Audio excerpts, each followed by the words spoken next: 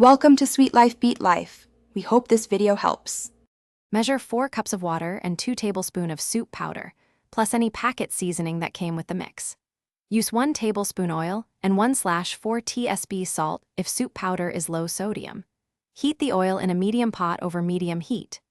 Choose vegetables like 100 grams carrots and 50 grams celery, diced into 1/2-inch pieces, and have 100 grams cooked protein ready if you want a hearty soup. Keep all tools nearby: measuring cup, tablespoon, cutting board, and a wooden. Sauté vegetables in 1 tablespoon oil for 4 minutes until softened and edges are slightly translucent. This builds flavor before adding liquid. Pour 4 cups water into the pot and bring to a gentle boil, scraping any fond from the bottom.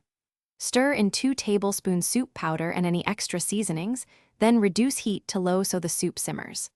If adding grains or pasta, add them now and follow their package times. For delicate herbs, add in the last 2 minutes of cooking to preserve freshness.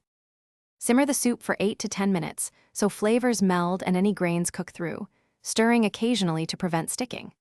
Adjust seasoning with 1/4 tsp pepper and up to 1/2 tsp salt if needed, tasting carefully.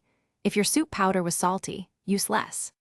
Serve 250 ml per bowl as a starter or 400 ml as a main, and garnish with chopped parsley or 1 tsp lemon juice to brighten the flavor. Cool leftovers quickly and refrigerate within 2 hours for food safety.